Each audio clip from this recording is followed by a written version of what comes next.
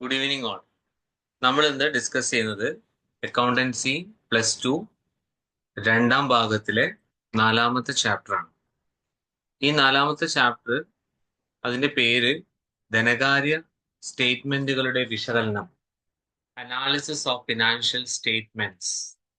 ഇതാണ് ഈ പാഠത്തിന്റെ പേര്. ഈ പാഠത്തില് നമുക്ക് 4 കാര്യങ്ങളാണ് പഠിക്കാനുള്ളത്. ഒന്ന്, ധനകാര്യ വിശകലനം എന്നാൽ എന്ത്. 2, ധനകാര്യ വിശകലനത്തിന് ഉപയോഗിക്കുന്ന ടൂൾസ് ഏതൊക്കെയാണ്, ഏതൊക്കെ ടൂൾ ഉപയോഗിച്ചിട്ടാണ് നമ്മൾ ധനകാര്യ വിശകലനം നടത്തുന്നത്, അതിന്റെ തയ്യാറാക്കലുമാണ് പഠിക്കാനുള്ളത്. അപ്പൊ ഈ ചാപ്റ്ററിലേക്ക് കടക്കുന്നതിന് മുമ്പ് നമുക്ക് ആദ്യം നോക്കേണ്ടത് എന്താണ് ധനകാര്യ വിശകലനം. എന്താണ് ധനകാര്യ വിശകലനം? ധനകാര്യ വിശകലനം എന്ന് പറഞ്ഞാല് ധനകാര്യ സ്റ്റേറ്റ്മെന്റുകളെ പഠിക്കുക എന്നാണ് അർത്ഥം. നമ്മൾ പ്രധാനമായിട്ടും 3 ധനകാര്യ സ്റ്റേറ്റ്മെന്റുകളാണ് തയ്യാറാക്കുന്നത്. ഒന്ന്, trading account. 2, profit and loss account. 3, balance sheet. ഈ 3 ധനകാര്യ സ്റ്റേറ്റ്മെന്റുകളാണ് നമ്മൾ +1 തയ്യാറാക്കാൻ പഠിച്ചത്. അപ്പൊ ഇവിടെ +2 നമ്മൾ ഇതിന്റെ വിശകലനം നടത്താൻ പോവുകയാണ്. അതായത് ഈ സ്റ്റേറ്റ്മെന്റുകളൊക്കെ നമ്മൾ തയ്യാറാക്കി വെച്ചിട്ടുണ്ട്. ഇനി ഈ സ്റ്റേറ്റ്മെന്റ് നമ്മൾ പഠിക്കും. ഇതിൽ എന്തൊക്കെയുണ്ട്, എന്തൊക്കെ ചേഞ്ചസ് വന്നിട്ടുണ്ട്, നമ്മുടെ സ്റ്റാറ്റസ് ഇപ്പൊ എത്രയാണ്, നമുക്ക് ലാഭമാണോ കിട്ടിയിരിക്കുന്നത്, ലാഭമാണെങ്കിൽ എത്ര ശതമാനത്തോളം വന്നിട്ടുണ്ട്, നഷ്ടമാണെങ്കിൽ എത്രത്തോളം നഷ്ടം വന്നിട്ടുണ്ട്, ഇതൊക്കെ നമ്മൾ വിശകലനം ചെയ്യുകയാണ് ഇവിടെ ചെയ്യുന്നത്. അപ്പൊ എന്താണ് ധനകാര്യ സ്റ്റേറ്റ്മെന്റ്? അതിന് മീനിങ് നോക്കാം. ഒരു നിശ്ചിത കാലയളവിലേക്ക് ഒരു ബിസിനസ്സിൽ ഉണ്ടായ ലാഭനഷ്ടങ്ങളുടെയും കാലയളവ് അവസാനിക്കുന്ന തീയതി പ്രകാരമുള്ള സാമ്പത്തിക നിലയും കണ്ടെത്താനാണ് നമ്മൾ ധനകാര്യ സ്റ്റേറ്റ്മെന്റുകൾ തയ്യാറാക്കുന്നത്. ധനകാര്യ സ്റ്റേറ്റ്മെന്റുകളുടെ മീനിങ്, ധനകാര്യ സ്റ്റേറ്റ്മെന്റുകൾ എന്നാൽ എന്ത്? ഒരു നിശ്ചിത കാലയളവ്. ഇവിടെ ഒരു നിശ്ചിത കാലയളവ് എന്നതുകൊണ്ട് ഉദ്ദേശിക്കുന്നത് 12 മാസമാണ്. നമ്മൾ 12 മാസത്തേക്കാണ് ഒരു അക്കൗണ്ടിങ് വർഷം കണക്കാക്കുന്നത്. അപ്പൊ 12 മാസം കഴിയുമ്പോൾ നമ്മൾ ഈ 3 സ്റ്റേറ്റ്മെന്റുകളും പ്രിപ്പയർ ചെയ്യും. ട്രേഡിംഗ് അക്കൗണ്ടും പ്രോഫിറ്റ് ലോസ് അക്കൗണ്ടും ബാലൻസ് ഷീറ്റും ഒക്കെ പ്രിപ്പയർ ചെയ്യും. കോമൺ ആയിട്ട് എല്ലാ സ്ഥാപനവും ഉണ്ടാക്കുന്ന സ്റ്റേറ്റ്മെന്റ് ആണ് ബാലൻസ് ഷീറ്റ്. അപ്പൊ ഒരു നിശ്ചിത കാലയളവ് കഴിഞ്ഞാൽ ബിസിനസ്സിൽ ലാഭം ഉണ്ടായിട്ടുണ്ടോ നഷ്ടം ഉണ്ടായിട്ടുണ്ടോ എന്ന് ആ കാലയളവ് അവസാനിക്കുന്ന തീയതിയിൽ നമ്മൾ പരിശോധിക്കും. അപ്പൊ നമുക്ക് ബിസിനസിന്റെ സാമ്പത്തിക നില എന്താണെന്ന് കൃത്യമായിട്ട് മനസ്സിലാക്കാൻ പറ്റും. ഇങ്ങനെ ധനകാര്യ സ്റ്റേറ്റ്മെന്റുകളൊക്കെ തയ്യാറാക്കി നമ്മൾ വെച്ച് കഴിഞ്ഞാൽ അടുത്ത ഘട്ടം എന്ന് പറയുന്നത് ഈ ധനകാര്യ സ്റ്റേറ്റ്മെന്റുകളെ വിശകലനം ചെയ്യലാണ്. ഇതിനെക്കുറിച്ച് പഠിക്കുക, ഇതിൽ ഓരോ കാര്യങ്ങളെ കുറിച്ച് ഡീറ്റെയിൽഡ് സ്റ്റഡി നടത്തുക. ഇപ്പൊ നമ്മൾ ഈ വർഷത്തെ ധനകാര്യ സ്റ്റേറ്റ്മെന്റ് പ്രിപ്പയർ ചെയ്ത് കഴിഞ്ഞാൽ നമ്മൾ കഴിഞ്ഞ വർഷത്തെ ധനകാര്യ സ്റ്റേറ്റ്മെന്റുമായിട്ട് ഇതിനെ കമ്പയർ ചെയ്യും. ഇതിനെ താരതമ്യം ചെയ്ത് നോക്കും. എങ്ങനെയാണ്, മാറ്റം ഉണ്ടോ, അല്ലെങ്കിൽ ആ മാറ്റം നല്ലതാണോ, ആ മാറ്റം മോശമാണോ. മാറ്റം മോശമാണെങ്കിൽ നമുക്കത് മനസ്സിലാക്കിയാൽ മാത്രമേ ഉള്ളൂ ഇനി അത്തരത്തിലുള്ള ഒരു മോശം റിസൾട്ട് വരാതിരിക്കാൻ വേണ്ടി നമുക്ക് മാറ്റങ്ങൾ ബിസിനസ്സിൽ കൊണ്ടുവരാൻ പറ്റുള്ളൂ. അപ്പൊ അതിനാണ് ധനകാര്യ സ്റ്റേറ്റ്മെന്റുകൾ നമ്മൾ പഠനം നടത്തുന്നത്. ഇപ്പൊ ധനകാര്യ സ്റ്റേറ്റ്മെന്റുകളുടെ പഠനത്തിനെയാണ് നമ്മൾ ധനകാര്യ സ്റ്റേറ്റ്മെന്റ് വിശകലനം എന്ന് പറയുന്നത്. ഫിനാൻഷ്യൽ സ്റ്റേറ്റ്മെന്റ് അനാലിസിസ് എന്ന് പറയാൻ കാരണം ധനകാര്യ സ്റ്റേറ്റ്മെന്റുകളിലുള്ള ഐറ്റത്തിന്, അതിനുള്ളിലുള്ള ഓരോ ഐറ്റത്തിനെ കുറിച്ചുള്ള സ്റ്റഡി, എന്നിട്ട് അതിൽ ഓരോ കാര്യങ്ങളും നമ്മൾ എന്ത് ചെയ്യും, കണ്ടുപിടിക്കും. ഇനി എന്താണ് ധനകാര്യ സ്റ്റേറ്റ്മെന്റ് വിശകലനത്തിന്റെ ടൂൾസ്? പ്രധാനമായിട്ട് 5 ടൂളുകളാണുള്ളത്. ഒന്ന്, കമ്പാരറ്റീവ് സ്റ്റേറ്റ്മെന്റുകൾ. 2, കോമൺ സൈസ് സ്റ്റേറ്റ്മെന്റുകൾ. 3, ratio analysis. 4, trend analysis. 5, cash flow statement. ഇതിൽ നമ്മൾ റേഷ്യോ അനാലിസിസ് ചാപ്റ്റർ നമ്മൾ ഓൾറെഡി കുറച്ച് ഭാഗം നോക്കി വെച്ചിട്ടുണ്ടായിരുന്നു. അപ്പോൾ റേഷ്യോ അനാലിസിസിലൂടെ നമ്മൾ ബിസിനസിന്റെ സ്റ്റഡി നടത്തുകയാണ്, ഫിനാൻഷ്യൽ സ്റ്റേറ്റ്മെന്റ് സ്റ്റഡി നടത്തുകയാണ്. അങ്ങനെ ധനകാര്യ വിശകലനം നടത്താൻ വേണ്ടിയിട്ട് പ്രധാനമായിട്ട് 5 ടൂളുകളാണുള്ളത്. Comparative statement, common size statement and ratio analysis, trend analysis, cash flow statement. അപ്പൊ എന്താണ് ധനകാര്യ സ്റ്റേറ്റ്മെന്റ്? ഒരു നിശ്ചിത കാലയളവിന് ശേഷം ഫിനാൻഷ്യൽ പൊസിഷൻ, ബിസിനസിന്റെ ലാഭനഷ്ടം മനസ്സിലാക്കാനും ബിസിനസിന്റെ സാമ്പത്തിക നിലവാരം മനസ്സിലാക്കാനും വേണ്ടി തയ്യാറാക്കുന്ന എല്ലാ സ്റ്റേറ്റ്മെന്റുകളെയും നമുക്ക് ധനകാര്യ സ്റ്റേറ്റ്മെന്റുകൾ എന്ന് പറയാം. എന്താണ് ധനകാര്യ സ്റ്റേറ്റ്മെന്റ് വിശകലനം? ധനകാര്യ സ്റ്റേറ്റ്മെന്റുകളുടെ പഠനത്തിനെയാണ്, അല്ലെങ്കിൽ അതിന്റെ മുകളിലുള്ള റിസർച്ചിനെയാണ് നമ്മൾ ധനകാര്യ വിശകലനം എന്നതുകൊണ്ട് ഉദ്ദേശിക്കുന്നത്. പ്രധാനമായിട്ടും 5 ടൂളുകൾ ഉപയോഗിച്ചാണ് ഈ ധനകാര്യ വിശകലനം നടത്തുന്നത്. ഒന്ന്, comparative statement. 2, common size statement. 3, trend analysis. 4, ratio analysis. പിന്നെ ക്യാഷ് ഫ്ലോ സ്റ്റേറ്റ്മെന്റ്. ഇനി ഇതിൽ ആദ്യമായിട്ട് നമ്മൾ ഡിസ്കസ് ചെയ്യാൻ പോകുന്നത് കോമൺ സൈസ് സ്റ്റേറ്റ്മെന്റുകളാണ്. കോമൺ സൈസ് സ്റ്റേറ്റ്മെന്റ് രണ്ട് ടൈപ്പ് ഉണ്ട്. ഒന്ന് കോമൺ സൈസ് ബാലൻസ് ഷീറ്റും, രണ്ട് കോമൺ സൈസ് ഇൻകം സ്റ്റേറ്റ്മെന്റും. ഈ കോമൺ സൈസ് ഇൻകം സ്റ്റേറ്റ്മെന്റിനെ നമുക്ക് common size statement of profit and loss എന്നും വിളിക്കും. Common size statement of profit and loss. അതായത് രണ്ട് ടൈപ്പ് കോമൺ സൈസ് സ്റ്റേറ്റ്മെന്റുകളാണുള്ളത്. ഒന്ന് കോമൺ സൈസ് ബാലൻസ് ഷീറ്റും, രണ്ട് കോമൺ സൈസ് ഇൻകം സ്റ്റേറ്റ്മെന്റും, അല്ലെങ്കിൽ common size statement of profit and loss. ഇത് നമ്മൾ ആദ്യം കോമൺ സൈസ് ബാലൻസ് ഷീറ്റ് എങ്ങനെയാണ് പ്രിപ്പയർ ചെയ്യാമെന്നാണ് പഠിക്കുന്നത്. അപ്പൊ നിങ്ങൾക്ക് ക്വസ്റ്റ്യനിൽ ഒരു ബാലൻസ് ഷീറ്റ് തരും. ഈ ബാലൻസ് ഷീറ്റിലേക്ക് നോക്കൂ. ക്വസ്റ്റ്യൻ ഇതാ, preparation of common size balance sheet. Particular column ഉണ്ട്, നോട്ട് നമ്പർ 2018-2019. ഇതിൽ നോട്ട് നമ്പർ നിങ്ങൾ നോക്കണ്ട, അതിനെക്കുറിച്ച് നമുക്ക് പഠിക്കാനില്ല. പക്ഷെ ഇവിടെ നോക്കൂ, സാധാരണ ബാലൻസ് ഷീറ്റിൽ നമുക്ക് തരുന്നത് asset, liabilities, amount, assets, amount നടക്കും അല്ലേ? അതായത് ലയബിലിറ്റി, പിന്നെ amount column, asset column, amount column. ഈ ബാലൻസ് ഷീറ്റ് നേരെ തല തിരിച്ചിട്ട് തന്നിരിക്കുന്നത്. എന്ന് പറഞ്ഞാല് നമ്മൾ സാധാരണ ചെയ്യുന്ന ആ ഒരു പട്ടികയല്ല. പട്ടിക നമ്മൾ എന്താ പറയാ, വിലങ്ങനെയാണ് തന്നിരിക്കുന്നത്. ഇവിടെയുണ്ട് ലയബിലിറ്റി, ഇതാ ഇക്വിറ്റി ആൻഡ് ലയബിലിറ്റീസ്, എന്നിട്ട് ലയബിലിറ്റീസ് ഐറ്റംസ്, അതിന്റെ ടോട്ടൽ 2 വർഷത്തെ ഉണ്ട്, 2018 ഉണ്ട്, 2019 ഉണ്ട്. അസറ്റ്സ് അതേപോലെ തന്നെ, അസറ്റിലും ഉണ്ട് കുറെ അസറ്റുകൾ, അതും 2018-ലും 2019-ലും. സാധാരണ നമ്മൾ കുത്തനെയുള്ള ബാലൻസ് ഷീറ്റാണ് ചെയ്യുക. കുത്തനെയുള്ള ബാലൻസ് ഷീറ്റ് ഇങ്ങനെയായിരിക്കും ഉണ്ടാവുക: ലയബിലിറ്റി, എമൗണ്ട്, അസറ്റ്സ്, എമൗണ്ട്. വിലങ്ങനെയുള്ള ബാലൻസ് ഷീറ്റ് ആണിത്. അപ്പോൾ ആദ്യം ലയബിലിറ്റികൾ എല്ലാം എഴുതും, പിന്നെ അസറ്റുകൾ എഴുതും. ഇവിടെ നോക്കൂ, ഇക്വിറ്റി ആൻഡ് ലയബിലിറ്റീസ് ഹെഡിങ് കൊടുത്തിട്ട് എല്ലാ ലയബിലിറ്റികളും ഇവിടെ ലിസ്റ്റ് ചെയ്തിട്ടുണ്ട് അല്ലേ? ഇവിടെ 2018-ലെയും 2019-ലെയും വിവരം തന്നിട്ടുണ്ട്. അത് എന്തിനാ 2 ഇയറിൽ വിവരം തന്നിരിക്കുന്നത്? നമ്മളിവിടെ ഫിനാൻഷ്യൽ അനാലിസിസ് ആണ് നടത്തുന്നത്. ധനകാര്യ സ്റ്റേറ്റ്മെന്റുകളുടെ വിശകലനമാണ് നടത്തുന്നത്. വിശകലനം നടത്തുമ്പോൾ എന്ത് വേണം? 2 വർഷം വേണ്ടേ? ഒരു വർഷത്തെ മറ്റൊരു വർഷവുമായി കമ്പയർ ചെയ്യും. അപ്പൊ ഇവിടെ ഇപ്പം നടപ്പിലെ വർഷം ഏതാ? നടപ്പ് വർഷം ഏതാ? 2019 നമ്മുടെ നടപ്പ് വർഷം. 2018 നമ്മുടെ കഴിഞ്ഞ വർഷം. അപ്പം ഈ വർഷത്തെ പെർഫോമൻസിനെ കഴിഞ്ഞ വർഷത്തെ പെർഫോമൻസുമായിട്ട് നമ്മളിവിടെ കമ്പയർ ചെയ്യാൻ പോവാണ്. അപ്പൊ നമ്മൾ ആദ്യം ഹെഡിങ് കൊടുക്കണം, common size balance sheet of ഏതാ കമ്പനി വെച്ചാൽ കമ്പനീന്റെ പേര് ഇവിടെ എഴുതാം. കമ്പനീന്റെ പേര് തരാത്തതുകൊണ്ട് ഞാനൊരു XYZ ലിമിറ്റഡ് എന്ന് വെറുതെ കൊടുത്തിട്ടുണ്ട്. എന്നിട്ട് നമ്മളിവിടെ കോളംസ് വരയ്ക്കണം. അപ്പം കോളംസ് വരയ്ക്കാൻ വേണ്ടിയിട്ട് ആദ്യത്തെ കോളം ഈ പർട്ടിക്കുലർ കോളം തന്നെ ആയിരിക്കണം. പിന്നത്തെ കോളം 2018, പിന്നെ 2019, പിന്നെ പെർസെൻറ്റേജ് കോളമാണ് വേണ്ടത്. അടുത്തതും പെർസെൻറ്റേജ് കോളം. ഇത്രയും കോളംസ് ആണ് ശരിക്കും ആവശ്യമുള്ളത്. എത്ര കോളംസ് വേണം ഒന്നുകൂടി നോക്കാം. ആദ്യം പർട്ടിക്കുലർ കോളം വേണം. നോട്ട് നമ്പർ വേണ്ട, നോട്ട് നമ്പർ നമുക്ക് ആവശ്യമില്ല. നോട്ട് നമ്പർ നിങ്ങൾ വിട്ടേക്കൂ. ആദ്യം പർട്ടിക്കുലർ കോളം,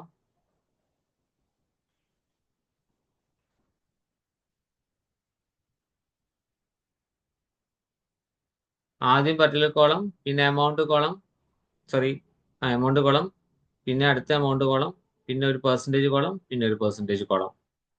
ഇങ്ങനെയാണ് നമ്മുടെ പെർസെൻറ്റേജ് കോളംസ് നമ്മൾ ഈ common size statement, common size balance sheet നമ്മൾ പ്രിപ്പയർ ചെയ്യുന്നത്. അപ്പോൾ common size balance sheet prepare ചെയ്യുമ്പോൾ എന്തായിരിക്കും ക്വസ്റ്റ്യൻ?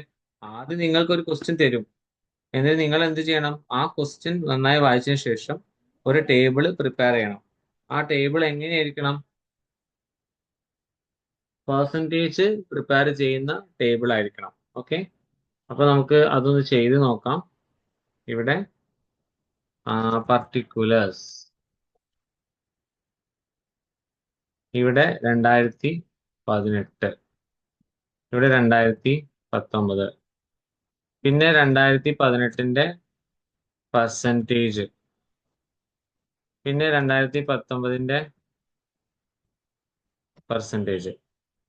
ഇങ്ങനെ 4 കോളംസ് ആണ് വേണ്ടത്. ഓക്കെ, ഇതിൽ പർട്ടിക്കുലർ കോളം ആണ് വലുത് വേണ്ടത്. കാരണം പർട്ടിക്കുലർ കോളത്തിലാണ് നമുക്ക് ഒരുപാട് കാര്യങ്ങൾ എഴുതാനുണ്ടാവുക. അപ്പൊ ആദ്യം ആ കോളത്തിന്റെ സൈസ് ഒക്കെ കറക്റ്റ് ആക്കണം.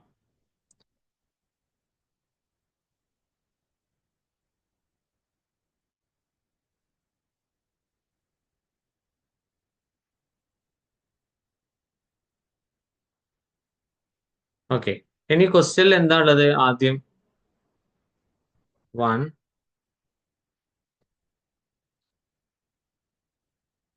ഇക്വിറ്റി ആൻഡ് ലയബിലിറ്റീസ് എന്ന് എഴുതാം. എന്നിട്ട് അതിലുള്ള പോലെ നിങ്ങൾക്ക് ക്വസ്റ്റ്യനിൽ എങ്ങനെയാണുള്ളത് വെച്ചാൽ അതുപോലെ എഴുതാം. ഇക്വിറ്റി ഷെയർ ക്യാപിറ്റൽ, എന്നിട്ട് ഇക്വിറ്റി ഷെയർ ക്യാപിറ്റലിന്റെ എമൗണ്ട് 2018-19 അപ്പം 4 ലാക്ക്, അടുത്ത കോളത്തില് 6 ലാക്ക്. ഇനി പെർസെൻറ്റേജ് കാണണം. അപ്പൊ പെർസെൻറ്റേജ് കാണേണ്ടത് എങ്ങനെയാ വെച്ചാല് 2018 പെർസെൻറ്റേജ് കാണുമ്പോൾ നിങ്ങൾ എന്താ ചെയ്യേണ്ടത് വെച്ചാൽ 2018 ടോട്ടൽ ഇല്ലേ 10 ലക്ഷം, അതെടുക്കണം. അപ്പൊ ആദ്യം ഇവിടെ ഇക്വിറ്റി ഷെയർ ക്യാപിറ്റൽ 4 ലക്ഷമാണുള്ളത്. അപ്പം ആ 4 ലക്ഷം ഡിവൈഡഡ് ബൈ 10 ലക്ഷം ഇൻറ്റു 100, അങ്ങനെയാണ് നമ്മൾ പെർസെൻറ്റേജ് കാണാം. അപ്പൊ എത്ര കിട്ടും? അതായത് 4 ലക്ഷം ഡിവൈഡഡ് ബൈ 10 ലക്ഷം ഇൻറ്റു 100. അപ്പൊ ഈ കോളത്തിൽ 2018 എല്ലാ എമൗണ്ടിന്റെയും പെർസെൻറ്റേജ് കാണേണ്ടത് ഈ ടോട്ടലിന്റെ അടിസ്ഥാനത്തിലാണ്. 2019 എല്ലാ പെർസെൻറ്റേജും കാണേണ്ടത് ഈ ടോട്ടലിന്റെ അടിസ്ഥാനത്തിലാണ്. എന്ന് പറഞ്ഞാൽ ഈ വർഷത്തെ എല്ലാ പെർസെൻറ്റേജുകളും ആ വർഷത്തിന്റെ ടോട്ടൽ കൊണ്ടും ഈ വർഷത്തിന്റെ 2019 എല്ലാ പെർസെൻറ്റേജുകൾ ആ വർഷത്തെ ടോട്ടൽ കൊണ്ടും എടുക്കണം. മനസ്സിലായോ? അപ്പൊ 10 ലക്ഷം ടോട്ടലില് 4 ലക്ഷമാണ് ഷെയർ ക്യാപിറ്റൽ. അപ്പൊ അത് എത്ര പെർസെൻറ്റേജ് ആണ് എന്നാണ്, അപ്പൊ അത് എത്രയാണെന്നാണ് നമ്മളിവിടെ കണ്ടുപിടിക്കുന്നത്. 4 ലക്ഷം ഡിവൈഡഡ് ബൈ 10 ലക്ഷം ഇൻറ്റു 100 എത്ര പെർസെൻറ്റേജ് വരും? അത് നമ്മൾ കാൽക്കുലേറ്റ് ചെയ്യുക. അപ്പം അതിപ്പം കാൽക്കുലേറ്റ് ചെയ്ത് നോക്കണം നിങ്ങൾ കാൽക്കുലേറ്ററിൽ. ഏകദേശം ഒരു 40% ഒക്കെ ആയിരിക്കും അല്ലെ? ഇത് കാൽക്കുലേറ്റർ ഇല്ല, അപ്പം ജസ്റ്റ് ഒന്ന് കട്ട് ചെയ്ത് നോക്കാം നമുക്ക്. 5 പൂജ്യം 5 കൂടി വെട്ടി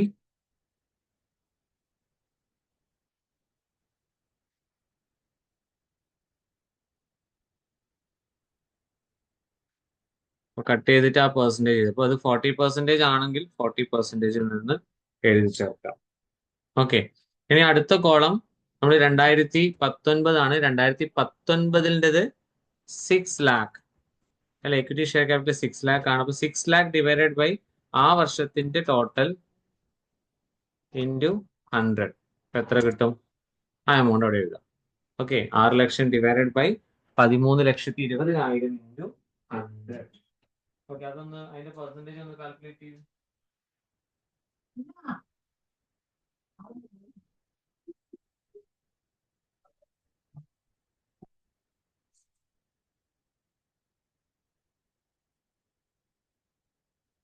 അതിന്റെ പെർസെൻറ്റേജ് എത്ര വരും?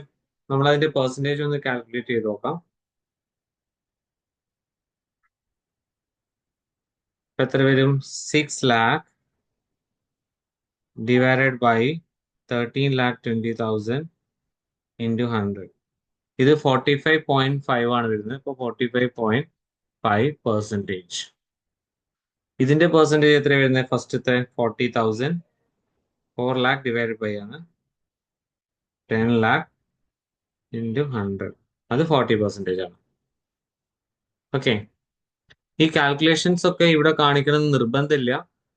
കാരണം നിങ്ങൾ ചെയ്യുന്നത് എങ്ങനെയാണെന്ന് വെച്ചാൽ അതുപോലെ ചെയ്താൽ മതി. ഇപ്പം നിങ്ങൾക്ക് മനസ്സിലാവാൻ വേണ്ടിയിട്ടാണ് ഞാനിത് പെർസെൻറ്റേജ് ഇവിടെ എഴുതിയിരിക്കുന്നത്. ഓക്കെ. ഇനി അടുത്തത് എന്താണ് ക്വസ്റ്റ്യനിൽ നോക്കാം.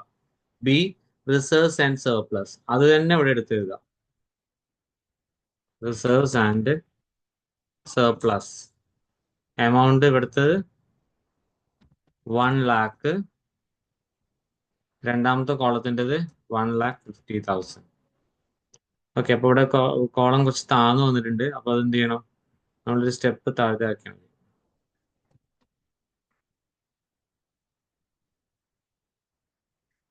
ഓക്കെ. ഇനി ഇവിടെ അതിന്റെ പെർസെൻറ്റേജ് കാണാം. അപ്പം ഫസ്റ്റ് 2018 1 ലാക്ക് ആണ്.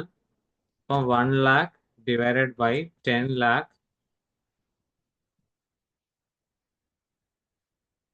ഇൻറ്റു 100 എത്ര വരും? 1 lakh divided by 10 lakh into 100.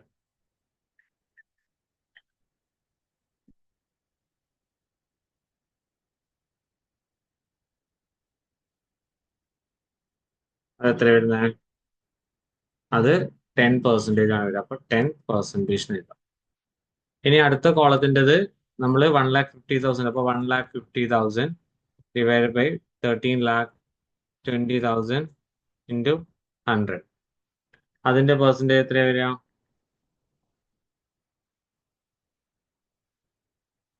അതിന്റെ പെർസെൻറ്റേജ് 11.3. അപ്പൊ അതങ്ങനെ എഴുതാം. എന്താണോ നിങ്ങൾക്ക് പെർസെൻറ്റേജ് കിട്ടുന്നത് അത് അങ്ങനെ തന്നെ നിങ്ങൾക്ക് കോപ്പി ചെയ്താൽ മതി. അത് കഴിഞ്ഞാൽ പിന്നെ നമ്മൾ അടുത്തത് ഏതാ നോക്കുക. അടുത്തതില് 2 എന്ന നമ്പർ കൊടുത്തിട്ടുണ്ട്. ഇക്വിറ്റി ആൻഡ് ലയബിലിറ്റീസ് 1 ആണ്. അപ്പൊ 1 കൊടുക്കാം. എന്നിട്ട് ഇത് 2 എന്ന് കൊടുക്കാം. 2 ഏതാണ്? Non current liabilities. Non current liabilities. Non current ലയബിലിറ്റീസിൽ നമുക്ക് തന്നിരിക്കുന്നത് ഒറ്റൊന്നാണ്. അത് long term borrowings.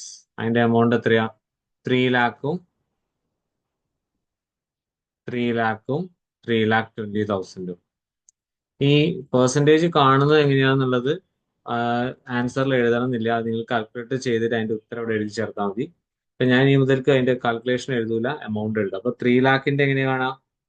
3 lakh divided by 10 lakh into 100. അത് 30% ആണ് വരിക. രണ്ടാമത്തത് 3,20,000 ഡിവൈഡഡ് ബൈ 13,20,000 ഇൻറ്റു 100. അത് 24.24 എന്ന് വരും. അപ്പൊ അത് അങ്ങനെ എന്താണോ നിങ്ങൾക്ക് കിട്ടുന്ന അതേ സാധനം തന്നെ അവിടെ എഴുതി ചേർത്താൽ മതി. ഇനി അത് കഴിഞ്ഞാൽ അടുത്ത ഐറ്റം നമുക്ക് കിട്ടുന്നത് മൂന്നാമത്തെ ഐറ്റമാണ്. മൂന്നാമത്തെ ഏതാ? Current liabilities. കറണ്ട് ലയബിലിറ്റീസിൽ നമുക്ക് ഒരു ഐറ്റമേ തന്നിട്ടുള്ളൂ. അത് ട്രേഡ് പേയബിൾസ്. ട്രേഡ് പേയബിൾസ് നമുക്ക് 2,50,000. അപ്പൊ 2 ലാഖിന്റെ പെർസെൻറ്റേജ് എങ്ങനെ കാണാം? 2 lakh divided by 10 lakh into 100. That is 20%.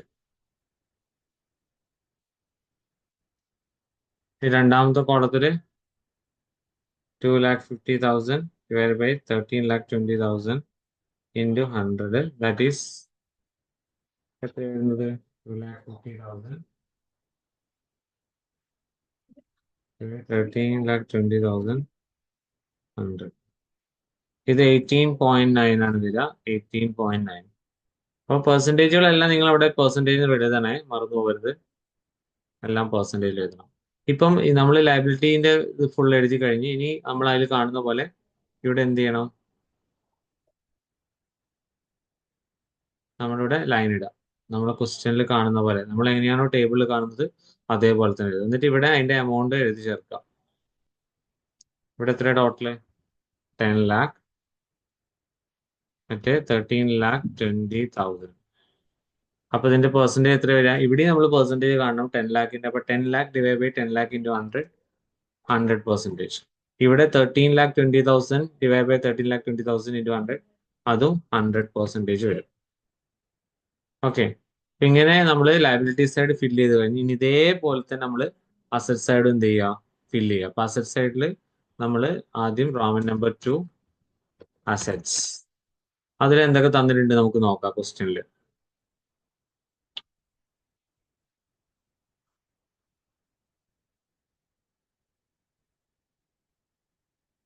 അസറ്റ്സിൽ first non current assets.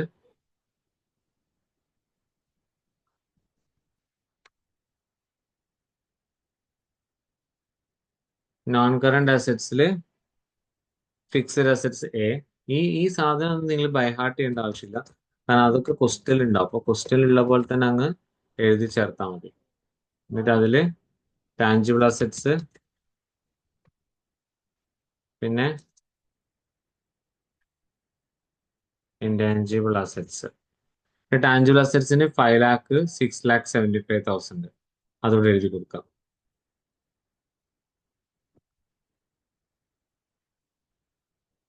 5,06,75,000. 5,00,000 6,75,000. അത് ടാഞ്ചിബിൾ അസറ്റ്സിന്റെ നേരെയാണ് എഴുതേണ്ടത്, കാരണം അത് ടാഞ്ചിബിൾ അസറ്റ്സിന്റെ എമൗണ്ട് ആണ്. ഇനി ഇൻടാഞ്ചിബിൾ അസറ്റ്സ് എന്ന് പറഞ്ഞിട്ട് ക്വസ്റ്റ്യനിൽ തന്നിരിക്കുന്നത് 1,00,000 1,20,000 ആണ്.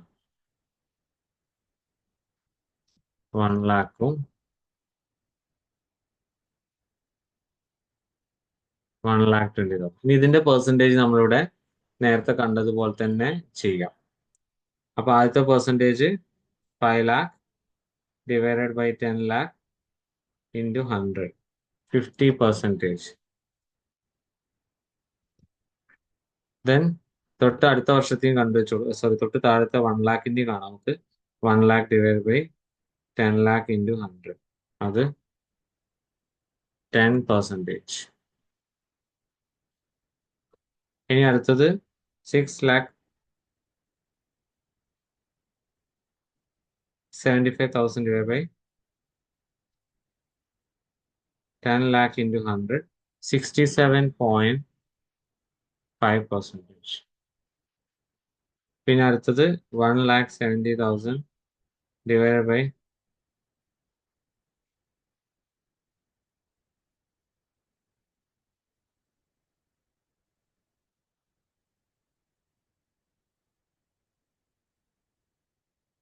ഇങ്ങനെ എഴുതാം.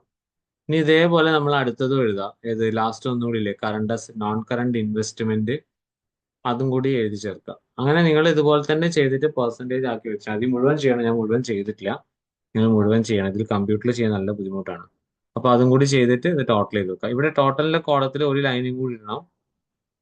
നിങ്ങൾ എങ്ങനെയാണോ ക്വസ്റ്റ്യനിൽ കാണുന്നത് അതേപോലെ തന്നെ ഇത് ടോട്ടലിന്റെ കോളിൽ. അപ്പോൾ